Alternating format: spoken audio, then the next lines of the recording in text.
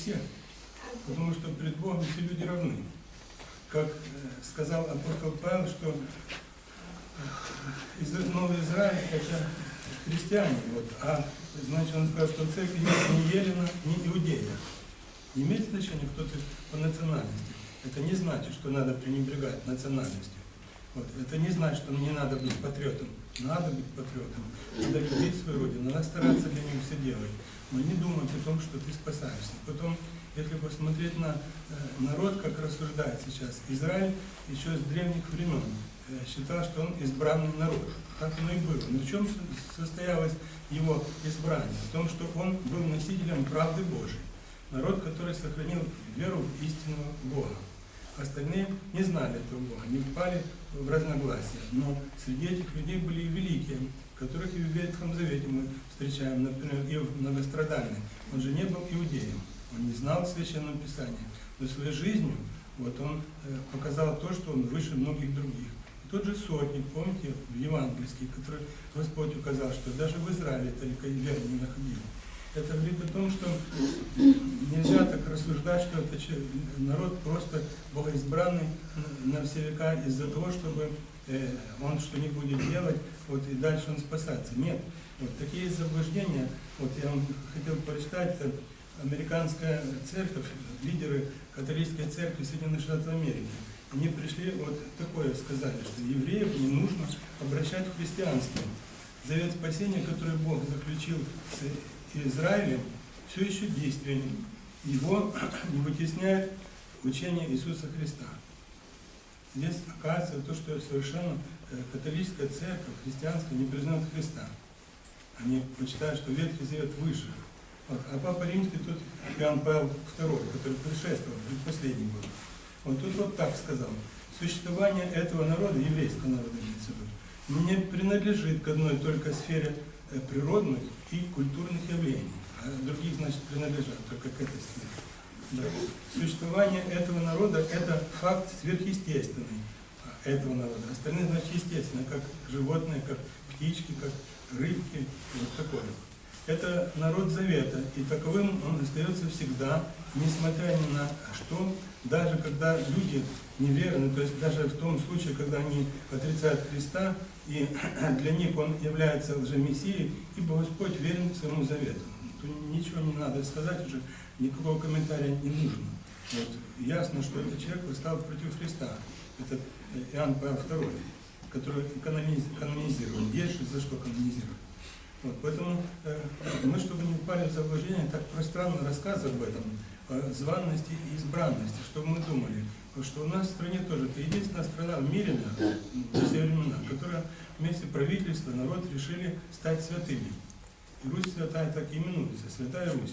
Но это же не значит, что мы с вами спасаемся. Это совершенно не значит этого, потому что по одному наименованию, как мы думаем, что это мы православные и все, а коснись этого православия, а ничего там и нет православного в этом человеке. Вот, надо думать об этом. Вот это важнейшее. Кстати, основная социальная концепция русской церкви, как учит, кто такие званые. Вот. Православной этике противоречит деление народов на лучшие и худшие. Принижение какой-либо этнической или гражданской нации, или возвышение. Все равны перед Богом. Тем более не согласно с православным учением, которое ставит нацию на место Божие и не изводит веру до одного из аспектов национального самосознания. Понимаете, о чем здесь хотел сказать? И сказано в концепции русской церкви о том, как мы должны относиться. Мы никогда ни над кем не должны превозноситься. Будь ли он католик, будь ли он человек любой национальности, любого вероисповедания, мы не знаем, спасается он или нет. А если посмотреть на себя внимательно, то мы видим, что мы не спасаемся. А он, может быть, и спасается. Я, во всяком случае, должен в нем видеть лучшее. Вера, которую мы исповедуем, есть правильная вера. Православие сейчас единственная конфессия, если так можно сказать, которая вот, несет здоровое христианство. В остальных уже оно повреждено. Вот, но не значит, что мы таковы. Мы должны быть таковыми. У нас есть пример. Но стали мы таковыми или нет? Конечно же нет. По своей жизни, по своим делам мы видим вот это, что происходит. Поэтому нам не стоит никогда превозноситься над кем-то и никого никогда не унижать. У нас стало теперь, что с одной стороны вот евреев возносят, а с другой хулят. Если он еврей, то что, он не спасается? А как апостолы? А как Богородица? Разве они что, не были евреями? Были, то это не имеет никакого значения для Бога, кто такие эти люди. Вот. Если посмотреть на вот этот момент, то иудеи такие, иудаизм, который возник после в Новом Завете, то, конечно же, есть разница. Нельзя его отождествлять с ветхозаветной религией. То все было уготовано для того, что в мир придет Спаситель, Господь наш Иисус Христос. И на этом и закончилась ветхозаветная религия. А то, что произошло дальше, иудеи, которые распяли Христа, и которые против него выступили и выступают, они не являются носителями той благодати, которая была дана евреям при ветхозаветные времена. Христиане приняли это, христианство от Христа, а они признают Христа уже Мессией. Вот поэтому, конечно же, и не надо понимать, это верида уже 2000 лет противлящаяся Богу, но она никак не является следствием, вытекающей из ветхозаветной религии. Совершенно разные. Вот. Возлюбленные Господи, братья и сестры, земная жизнь, вот, наша есть преддверие жизни вечной. Мы в этой жизни очень много страдаем от того, что забываем о вечности. Для нас она как бы сокрыта, вот, и мы размышляем только о земном. Вот скажи тебе, что ты завтра умрешь, и разве ты не станешь думать о том, что надо сделать сегодня, чтобы спастись? Наверное, вот должен стать. Но мы знаем, что умрем, а никак не заботимся о нашем спасении. Увлекаемся только земной жизнью. Вот эта земная жизнь для нас стала основой основ. И представьте себе, как скучно становится, как тоскливо становится, когда понимаешь, что умрешь, и в жизни вечно войдешь. И что там будет? Ни наслаждений, ни удовольствий вот тем, к которым мы привыкли. Да. Вот, поэтому надо задуматься над тем, что оно-то не имеет никакого существенного значения здесь, на земле. Вот, в каком ты состоянии пребываешь. Потому что ты потеряешь его, и в вечную жизнь войдешь, там ничего не будет. Там будет только одно. Единственная радость, которая ты и есть настоящая, это общение с Богом. Но надо привыкнуть здесь нам общаться с Творцом. Надо привыкнуть к тому, чтобы иметь с Ним общение, имея общение, испытывать чувство недостаточности, что я вот, если бы немножко хотя бы лучше подготовился к молитве, то, наверное, бы я испытал больше наслаждения, удовольствия от молитвы. А так мысли уносятся в сторону, желания возникают всякие, суета вот меня одолевает. И я не испытал никакой радости практически от того, что пообщался с Творцом, прочитал качество или право, какое необходимо мне. Вот. А если бы делал то, как надо, то, наверное, же должен был испытать.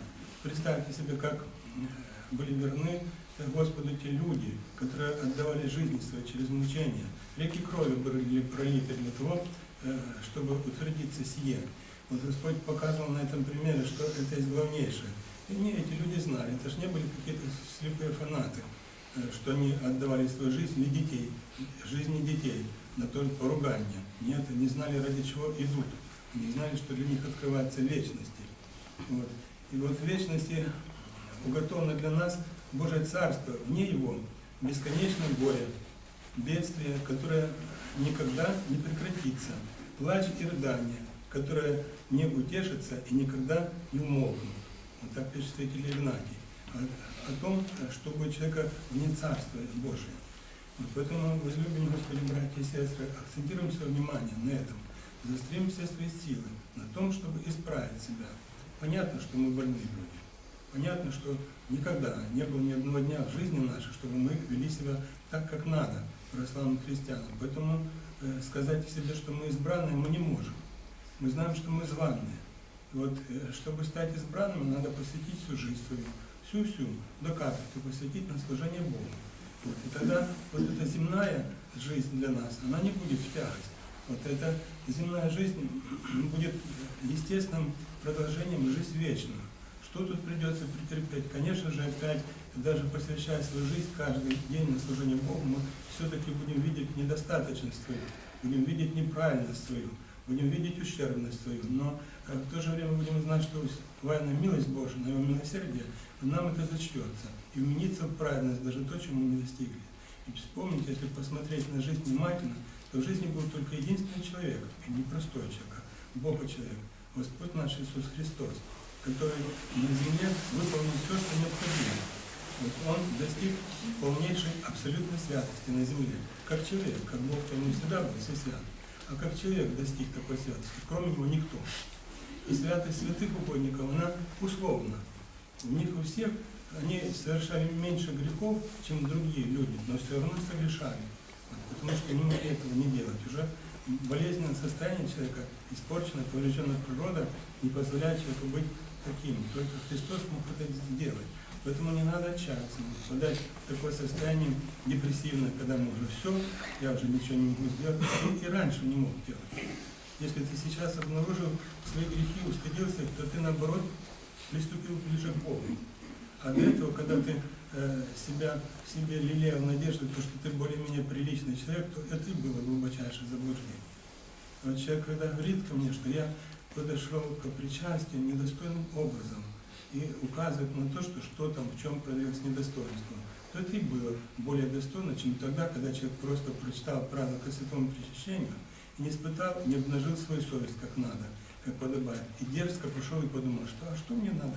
Я причащаюсь, я все прочитал, я 3 дня говел и там так далее.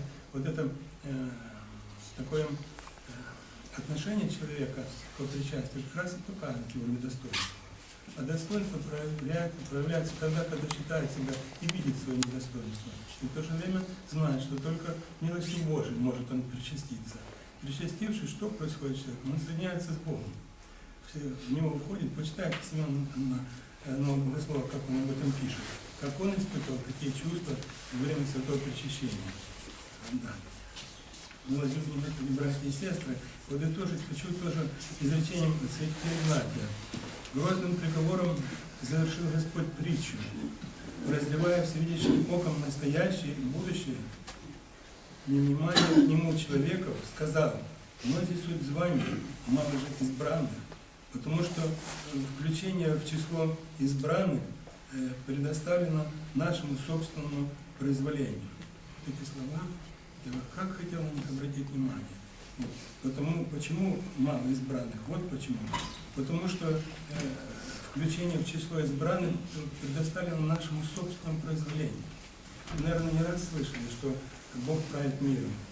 Вот слышали же такое, да? И буквально понимали, что это все, без Бога ничего не происходит. Все на этим Святого Духа. Так-то, но так. Но Бог же дал нам свое собственное произволение. Мы не роботы, мы живые люди, которые наделены волей, свободной волеизъявления.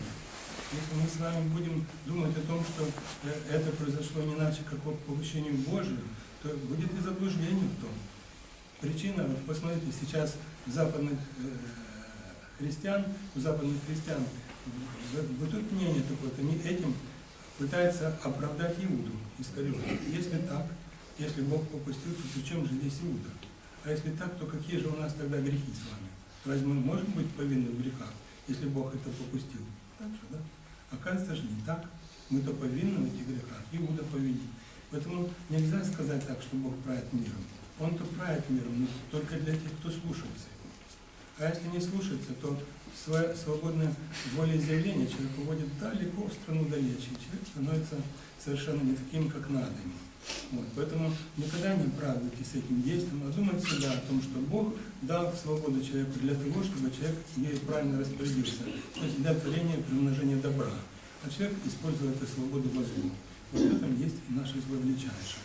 Вот. Поэтому рассуждать таким образом, что все от Бога, и человек тут ни при чем, это сатанизм. Чистейший воды сатанизм. Рассуждая так, мы с вами придем к всему выводу, что мы ни в чем не повинны. А мы знаем, что повинны. Вот. Поэтому, возлюбленные Господи, братья и сестры, будем очень внимательны к себе. Начинать надо с того, что не просто я пришел к исповеди и рассказал на исповеди свои грехи, вот устыдился их и снова их повторяю. Вся причина в том, что я же ничего не делаю, чтобы их исправить. А надо действовать каждый день. Взять себе вот это духовное упражнение, аскезу. Вот. Там ничего-то сложного нет такого.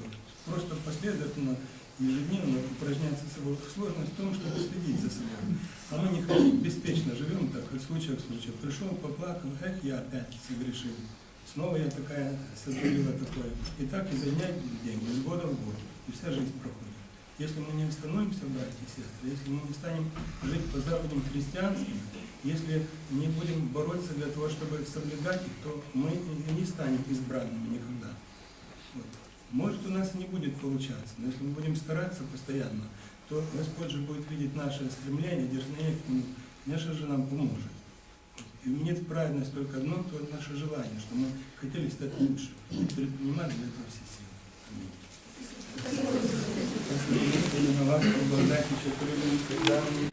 Мы слышали о том, как за прошлой неделе читалось Евангелие от Матфея, где перечислялись имена, которые нам уже очень хорошо знакомы из истории. Вот мы слышали эти имена, видели о том, что там есть и люди святые, и люди, которые в Ветхом Завете были известны как грешники. Вот. Это День Святых Отец. С прошлого воскресенья мы празднуем Святых Праотец, и мы знаем, что святые праотцы — это те праведники, которые жили в ветхозаветные времена. А святые отцы — это родственники Господа нашего Иисуса Христа, родственники по плоти Христову. И вот мы видим, что Христос принимает от них плоть свою. Мы знаем о том, что такое родовой грех, понятие родового греха, и знаем о наследственности греховной. Вот, и Христос принимает не ту плоть, какая была дана Адаму первозданно, чистую, а принимает плоть поврежденную уже и исправляет ее. Исправляя ее, дает нам возможность самим соприкоснуться к этой уже исправленной плоти. Вот, и мы видим сродников, которых удивляемся, что разве Господь, готовясь к тому, чтобы воплотиться, не мог избежать этих. Он не хотел этого избежать. Вот. И потом эти люди, ведь на первый взгляд, только может, на взгляд неопытного человека, может показаться, что они недостойны. На самом деле, величайшее их достоинство. Вот послушайте, что об этом пишет митрополит Антоний Суровский. Но все это люди, не все это люди, не все пребывающие через грех пробивались через человеческую немощь, через потемненность сердца, через восстание плоти, через бушевание истории и жизни вокруг них. Пробивались к Богу, искали света, искали правды, искали святости, даже если не хватало сил осуществить свою мечту. В этом для нас величайшее откровение, в том, что мы должны видеть перед собой цель конечную, цель настоящую, истинную. И даже если у нас не хватит сил это сделать, то это не будет иметь существенного значения. Главное ведь наше стремление. И вот я привел вам еще одну цитату известного богослова современности Алексея Ильича Осипова. Он говорит такое: а ведь именно в духовной жизни заключается вся сущность религии, прежде всего православия. Вот об этом хотелось сказать вам, возлюбленные Господи, братья и сестры, о том, что человек рождается в мир, рождается уже ущербным, в силу того, что родительские грехи давлеют над ним, вот, испорчена природа. И вот теперь человек бы, казалось бы, должен был и погибнуть, но нет, Господь заботится о нем всегда, каждодневно, ежесекундно, даже в те дни, в те моменты, когда мы не помышляем о спасении, то Господь заботится о нас, вот, взывает нашей совести, создавая такие обстоятельства жизни, которые не позволили бы нам быть теплохладными, то есть отойти от спасения. Вот, а создает условия такие специально, для того, чтобы нам как можно меньше было возможности грешить. Вот когда мы сокрушаемся о том, что у нас в жизни что-то не ладится, особенно когда не у нас лично, а у кого-то из близких нам людей, наших детей, да, к примеру, или внуков, то вот тогда-то и надо задуматься над тем, что же есть такая жизнь, почему так все происходит. Вот, если бы было легко так внешне соблюдать правила, внешние правила благочестия, как-то посещать храмы, вот, совершать поклоны, крестные ходы, поехать в обитель, к святым местам поехать, поститься, что там еще, поклоны делать, это внешняя сторона, то, казалось бы, это легко бы человек бы спасался. А так, видимо, это делаем. И чем усерднее делаем, тем больше видим нестроение в собственной жизни. Вот. И причина как раз в этом и заключается, что это внешнее, это еще не гарантия того, что произойдет совершение внутреннее. Именно внутренняя жизнь, духовная жизнь является определяющим. Эти внешние действия не необходимы. Они совершенно нужны для нас, для того, чтобы исправить нас, чтобы правильно наставить на истинный путь. Но они являются определяющими. Вот. И самое трудное дело – это увидеть свою поврежденность. Вот. Если мы не поймем, что мы поврежденные люди, вот, если будем думать о том, что ненормальные там правители или какая-то нация, которая нас провоцирует постоянно на войны, вот, которые недовольны, или мало ли кто, соседка, мужу, которая перенесла на нашу сторону, или прочее какое-то еще такое, то это было глубочайшее заблуждение. Вина заключается в том, что мы повреждены, в том, что мы больные. Если бы реально посмотрели на себя, как это неприятно слушать, кажется людям, а в самом-то деле это и есть определяющее. Потому что мы находимся в состоянии больного, расслабленного, который пальчиком не может пошевелить. А попробуйте побороться со своими грехами. Попробуйте не с внешним. Внешне можно, конечно, можно как-то еще даже внушить себе и показывать, что ты нормальный человек, но внутренними грехами. Попробуй с мыслями своими бороться, с помыслами. И когда ты вот начинаешь это с самого раннего утра делать, и видишь о том, что уже там же, к утру ты обессилел от того, что не в состоянии победить. О какой может быть подвижнической жизни идти речь? Мы понимаем о том, что мы больны, и что нам необходим врач. Врач, который бы исцелил нас, врач, который бы правильно определил наш диагноз. Вот. И это как раз состояние, это и есть самое трудное. Как пишут святые отцы, самое трудно увидеть свою собственную испорченность, греховность. Я более-менее нормальный человек, так мыслим. А это неправильно. Вот представляете себе, что заключается в внешних действиях. Конечный, начальный результат человека, когда он увидит свою греховность, вот этот человек становится на путь исправления. Вот, когда он увидел свою греховность, он начинает исправляться. А конечная точка, знаете какая? Продолжать видеть свою греховность, увидеть еще более ясно, более отчетливо. Посмотрите на примере великих святых угодников Божьих, Антония Великого, Пимена Великого, лицо которого сияло. От него исходил такой дивный свет, он благал Бога, чтобы продлил ему дни жизни, для того, чтобы он успел покаяться. И не успевая покаяться, он понимает свое греховное состояние. Это естественно, чем человек ближе приближается к Богу, чем он становится ему ближе Господь, вот, то тем более открывается человеку его внутреннее строение. Та внутренняя святость, которая в нас заложена, она, кажется, настолько повреждена, что совершенно не соответствует святости Христовой. И вот они, приближаясь, это видели. И вот это то и есть спасение в жизни человека. Увидеть начало своего греха и в конце жизненного пути продолжать видеть и страшиться своей греховности, благая Господа, чтобы Господь исправил нас, чтобы Господь только исключительно из милосердия своего вот, послал нам очищение и садил нас в жизни вечной. Вот, поэтому, когда мы разговариваем и размышляем с вами о том, что же является важнейшим для человека, то утверждаем о том, что вера. Но это же утверждает и протестанты, у которых вообще заложена главная формула их спасения, что все заключается в вере, где тебя прощается, если ты уверовал, грехи прощаются и прошедшие, и настоящие, и будущие. И при том всем, эта вера заключается, знаете, в чем? В том, что Христос сошел с небес 2000 лет назад, исторически. Но разве в этом смысле вера? Знать о том, что это произошло. Вера заключается в чем-то другом. А в чем эта вера заключается? Вот я вам хотел привести пример из истории, который нам Господь явил. Блистательный пример, который разъясняет все. Висящий на кресте разбойник. Какая у него когда-то была вера? Об этом нам никто ничего не сказал. Нигде неизвестно. Можно домыслить, конечно, но дела ему говорили о том, что веры там никакой не было. Вот. И вот он, вися на кресте, веровал во Христа. Веровал каким образом? Он понял о том, что вся жизнь доселе им прожита является совершенно неправильной, что он вошел в абсолютное несоответствие его внутренняя жизнь со святостью Христовой, которую он тут же обнаружил на кресте.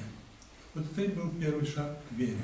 А второй, дальнейший, уже вообще такие слова, которые являются поразительными. Помимо Господи, да, эти заключились тем, что по делам наивосприемлемо, по нашим делам, то, что совершил я, понимаю, что заслуженно по ним принимаю наказание. А дальше это удивительнейшие слова, которые могли исходить только из чистейшего сердца. из очищенного вот этим смирением сердца, которое восклицает: «Помяни меня, Господи, да придешь во Царстве Твоем». Что мы слышим, что Он не говорит, что меня введи в Царство, прости меня, войду в Царство. Нет, Он и не помышляет об этом Царстве. Он знает, что оно есть, но не для Него оно уготовано, потому